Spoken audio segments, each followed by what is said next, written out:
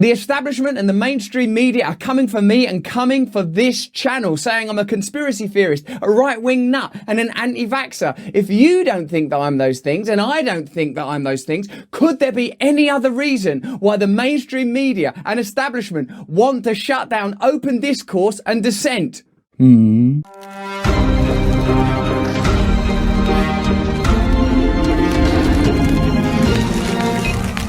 Hey, what's up, peeps? Jazzbro Gonzo here. Another episode of What's Next.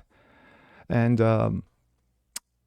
just like in my last video, you had one person who didn't give two about the establishment trying to cancel him, and he makes it very clear that he can't be canceled. We have another one. This time he's an some people will call eccentric, eclectic comedian who has tasted the red pill as of late and has gotten a huge audience because of it, just for simple common sense and open discourse and fair in conversations. But yeah, they're coming after his ass too, and he doesn't give two fucks about it. Let's take a look. This one coming out of the blaze. Russell Brand is attacked by big media. Elon Musk and Jordan Peterson got his back. In the past week, two of Britain's most influential newspapers have launched an attack on comedian and YouTube personality Russell Brand. The condemnations caught the attention of billionaire Elon Musk and clinical psychologist Jordan Peterson, who both defended Brand from the critical articles. The Independent published an article last week titled, How Did Russell Brand Go From Stand-Up Stardom to Peddling YouTube Conspiracy Theories? The piece the piece labeled Brand as Joe Rogan's British counterpart. I'm sure he will take that as a badge of honor. The article recalls how Brand, once married to Katy Perry and starred in Forgetting Sarah Marshall movie. I know I'm disappointed too.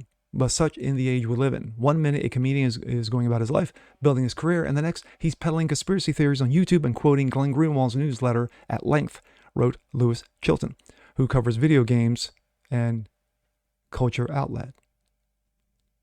But yeah, let's call him a journalist. No, I don't like it. Yes, I'm exhausted. Chilton claimed that Brand has leaned into the brand of pseudo-skepticism, we've come to expect from the Joe Rogans of the world. The article dismissed Brand, who has more than 5.2 million subscribers on YouTube. The Independent has only 338,000 in comparison, as Twitter reply guy. The writer asserted that Brand's videos using the language of conspiracies and utilize his platform to share shaky conspiracy theories. In Brand's world, there should be room for alternative opinions such as Rogan's. Maybe the mainstream media are just jealous that Rogan is so successful, Brand suggested.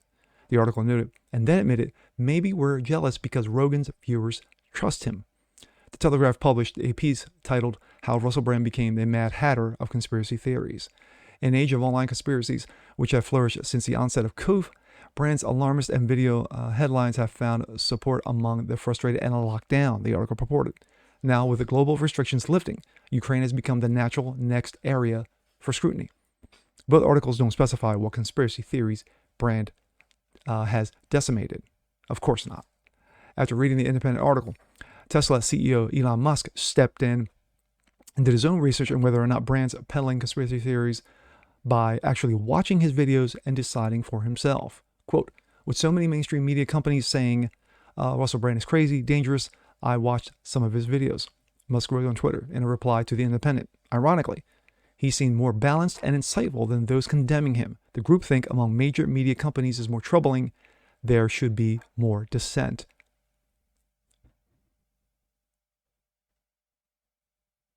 Jordan Peterson also defended Brand by saying, an appalling union of large corporations, media agencies, and the government. What did Mussolini call that again? Peterson is likely referencing this quote, fascism should be more properly be called corporatism, since it is the merger of state and corporate power. This quote is commonly attributed to Benito Mussolini, but there doesn't seem to be any proof that the Italian fascist leader ever said it. Brand released a video addressing the attack on him by big media and his YouTube channel, which has garnered more than 630 million views. Quote, we don't claim to be a news channel. We're not sending out journalists going out, oh my gosh, what has happened over there? We're looking at the news and analyzing the news. That's what we're doing. Just to be clear, we're not claiming to be a news channel. He never did. So the idea of misinformation, this is opinion, Brand stated. This is obviously my opinion. We checked our sources. We never say anything that can't be backed up. Yes, because it's called facts. Brand disputed the accusation of being an anti-vaxxer, pointing out that he has not told anyone never to get vaccines, but is empathetic to those who are vaccine hesitant, especially for minority groups that have less trust of the government. He also stressed that the unvaxxed should not be treated as social pariahs. Brand also questioned the ownership of The Independent. The British newspaper is owned by Evgeny Lebedev, son of KGB officer turned Russian oligarch. Interesting. The paper is also owned by Sultan Mohammed Abujadel, an investor associated with NCB Capital, the investment banking arm of Saudi Arabia's National Commercial Bank, according to the Financial Times. Brand declared, the mainstream media is not your friend, the culture is not your friend, government is not your friend, big business is not your friend, but let's hear it from the man himself. The establishment and the mainstream media are coming for me and coming for this channel, saying I'm a conspiracy theorist, a right-wing nut, and an anti-vaxxer. If you don't think that I'm those things, and I don't think that I'm those things, could there be any other reason why the mainstream media and establishment want to shut down open discourse and dissent? Hello there, you 5.2 million awakening wonders. Glory unto thee. Let's stay awake, let's stay focused, let's stay conscious, let's stay in the conversation. Obviously today I'm talking to you about something personal. There's been a spate of articles about me saying I'm right wing, I'm a conspiracy theorist, I'm the new Joe Rogan. Quite like that one. Joe Rogan is a triumphant voice in a difficult space. I love Joe Rogan, I won't deny that. So what could be the reason behind it? The initial articles have been provoked by a video we did about Justin Trudeau saying that his invocation of the Emergency Act and refusal to rescind it entirely in case of certain financial components against peaceful trucker protests smacks of the kind of authoritarianism that might diminish his right to overtly condemn anti-democratic actions elsewhere. That's what we... Boom. My thoughts. From what I know of Russell Brand, I knew of him on shows like Entertainment Tonight. I knew he was a British comedian. I never watched any of his specials. He was married to Katy Perry, true. A lot of people thought he was eclectic, that he was out there. He was constantly spaced out, from what I heard. But watching several episodes of his YouTube show, it seems that he is enlightened, that he has a taste of the red pill in regards to open conversation, to open discourse, to showing both sides of the article, or the conversation, or the topic. Being compared to Joe Rogan, I think prior to Rogan making the apology videos, after Spotify came after him, of course, after those who threatened to pull their content from Spotify, you know, one Neil Young that no one listens to anymore.